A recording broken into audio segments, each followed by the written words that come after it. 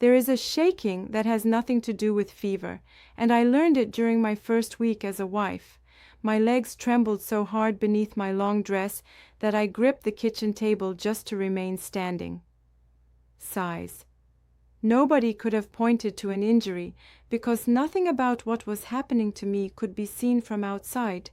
Whatever was breaking lived somewhere beneath my apron, somewhere the calm expression on my face had learned to hide. I remember scanning the faces of the other women in that room, hoping one of them would ask if I was well. Pause. Not a single woman looked up from her work, not one voice broke the rhythm of that kitchen. In the world I had married into, silence was never just expected of a young wife, it was the governing law. By the time this story reaches its end, you will understand exactly what that silence cost me, and what finally cracked it open. If you are new to my channel, welcome, and thank you for choosing to sit with a story this heavy. If you have followed me for a while, you already know I grew up Old Order Amish near Gordonville, Pennsylvania. This particular story is not about the day I finally left the community, though that day is coming in another video. This is about something that happened years before I ever thought about leaving, back when I was still Eli's brand new wife. It is the story of the week I learned that a good Amish wife was supposed to make herself disappear. Before I go further, I want to ask you something I have thought about for years since that week happened. Has anyone ever expected you to simply accept something painful without ever once asking why it had to be that way? Type yes below if that has happened to you, because I think this story is going to feel familiar in ways you don't expect. I was 16 years old the week I became Eli Lapp's wife, younger than most girls even in our own district. Courtship for us had never looked like the world outside imagines it, nothing close to freedom or long conversations alone. I knew Eli mostly through a handful of visits with family sitting close enough to hear every word we said. A few letters passed between us through my older sister, who carried them folded small inside her apron pocket. There was one buggy ride home after a Sunday singing, where we barely spoke 10 full sentences to each other. Nobody in either family arranged the marriage outright, nothing so blunt as choosing partners the way you might choose livestock. It was closer to a quiet understanding between two households, a nod that this pairing simply made practical sense. Eli needed a wife to run his household, and I needed a husband, because that was what came next for a girl like me. Our wedding day was plain in the way everything in our world was plain, and beautiful in that same plainness. Long tables sagged under food that dozens of women in our community had spent days preparing with their own hands. We sang hymns slowly in High German, in a language most of us understood only in fragments, the way we always had. The bishop read scripture about submission and duty, his voice steady, while I sat with my hands folded tightly in my lap. I wore a dark blue dress with a white cape and apron pinned so tightly across my chest I could barely breathe. My hands stayed ice cold through the entire ceremony, no matter how many times I pressed them together for warmth. I remember thinking that this was the last day I would ever simply belong to myself before I belonged to a role.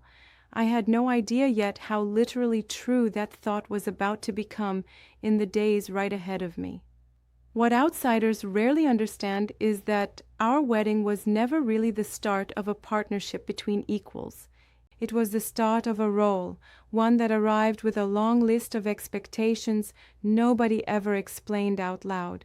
You were simply expected to absorb them by watching your mother, your aunts, the older married women around you. Nobody sat me down and told me exactly how to make myself smaller inside my own new home. I was supposed to already know it instinctively, the way you know how to breathe without being taught the mechanics. Looking back now, I think that silence around the rules was the whole point, not an accident of the culture. If everyone had to explain the expectations plainly, someone might have eventually asked whether those expectations were fair at all. Nobody wanted a 16-year-old girl standing at her own wedding asking that particular question out loud. The morning after our wedding, Eli and I moved into a small house sitting on his family's larger property. It never quite felt like ours, since almost everything about it still belonged to his parents in every practical sense. That very first morning, before the sun had fully cleared the tree line, I was expected to be cooking breakfast. Not just for the two of us, but for his parents living just up the path, and his younger brothers besides. I stood in that unfamiliar kitchen at 4:30 in the morning, searching cupboards for flour I had never touched before. I was trying not to cry from exhaustion and fear at exactly the same moment, in a house that wasn't mine yet. My mother-in-law walked in without knocking, looked at the cold stove, then looked directly at me standing there. She said only one sentence, no warmth in it at all. "You'll learn."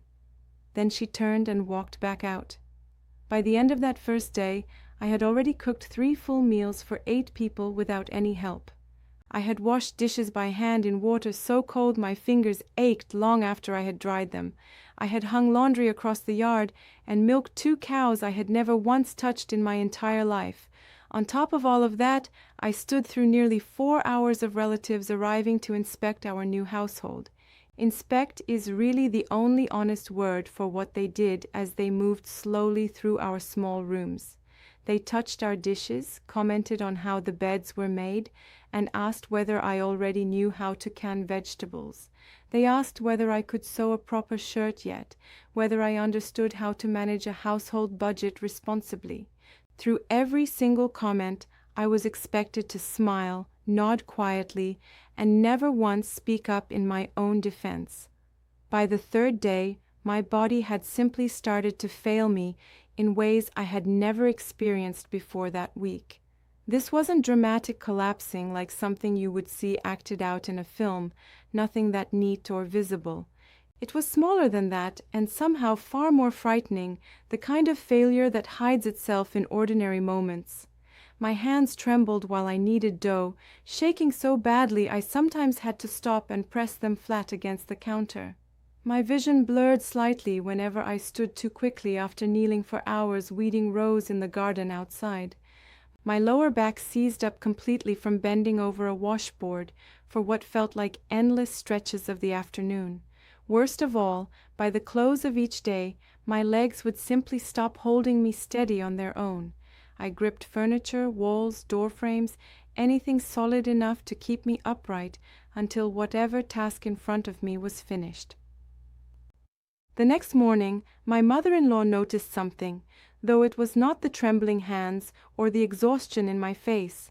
She noticed one small stain left on a shirt I had washed with shaking hands the day before, nothing more. She held that shirt up at breakfast, in front of Eli and his brothers, and said flatly, "This isn't how we do things here." I did not explain that I had barely been able to stand upright while I scrubbed that shirt the day before. I said only 4 quiet words in response, "I'll do better," because that was the only answer anyone would accept from me. That night, after the house had gone completely silent, I lay awake staring at a ceiling that still felt like a stranger's. I cried the way I had not cried since I was a very small child, without letting a single sound escape. Even grief, it seemed, had to be managed quietly in that house, folded small enough that it never woke anyone else. By the 7th morning, something inside me had quietly shifted without my full understanding of it. Instead of dreading another impossible day, I woke to something closer to numbness spreading through me. I had stopped waiting for anyone to notice the exhaustion carved into every movement I made. I had stopped hoping someone might offer comfort, because hope itself had started to feel foolish. I had simply accepted that disappearing was what being a wife required of a woman like me. Looking back now, that acceptance was the most dangerous moment of my entire first week married. Once you stop expecting kindness, you stop noticing the exact moment kindness disappears from a room. That is precisely how silence stops being a rule and becomes something permanent inside a person. Something unexpected happened that same 7th day, arriving from the last place I expected. Eli's youngest sister, still unmarried, had been sent that morning to help me with washing. She still lived beneath her parents' roof, holding onto a freedom marriage slowly takes away. As we worked side by side at the washboard, she said something almost too quiet to hear. I didn't answer right away because I honestly didn't understand what she meant by it. She kept her eyes down on the wash, keeping her voice low enough that no one heard. Then she told me quietly, "You don't have to be like her. Like Mother, I mean."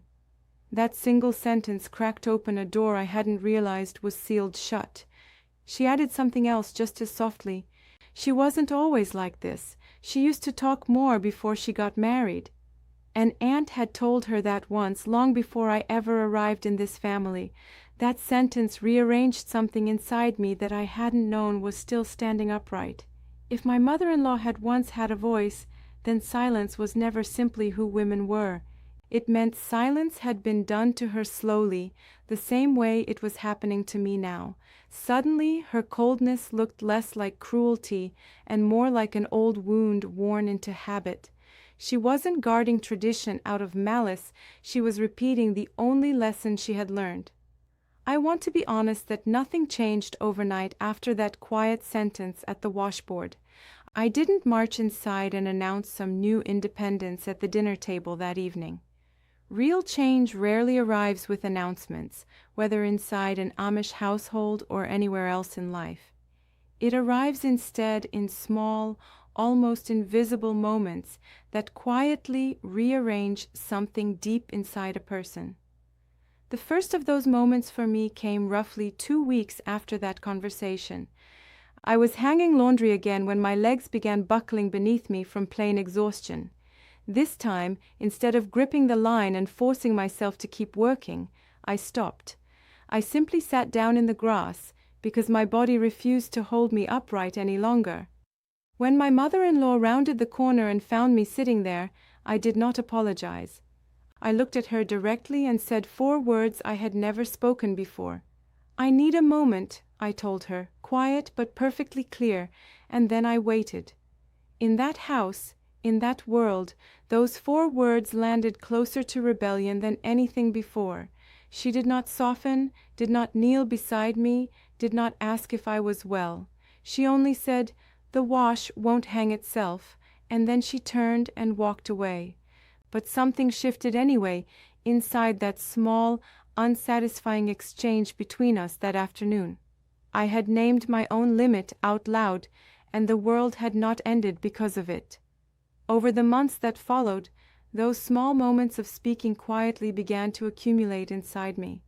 I started saying I'm tired instead of pretending exhaustion wasn't sitting heavy in my chest. I started asking Eli directly for help, instead of silently struggling and hoping he would notice. Some days he helped without hesitation, other days he simply didn't, and I kept asking anyway. The asking itself mattered more than whether he answered, because it changed how I saw myself. About 8 months into our marriage, Eli asked me something he had never asked before. He asked, "Are you happy here?" And I didn't know how to answer right away. No one, not my parents, not the bishop, had ever framed my happiness as worth asking about. I told him carefully, gently, because I still wasn't certain honesty was safe inside that house. I was tired, more tired than I had ever imagined a person could be, and sometimes I felt like I had disappeared inside the role I was supposed to be playing. He didn't have a perfect response, wasn't equipped with language for that kind of conversation either, but he listened, and for the first time since our wedding day, I felt truly heard. I felt like I was speaking to a person instead of performing quietly for an audience. That single conversation didn't fix everything, but it proved silence wasn't the only option. It proved that speaking, even nervously, even imperfectly, could still be met with something like care. Understanding why that silence existed didn't erase the pain of my first week, but it clarified everything. My mother-in-law wasn't cruel for cruelty's sake.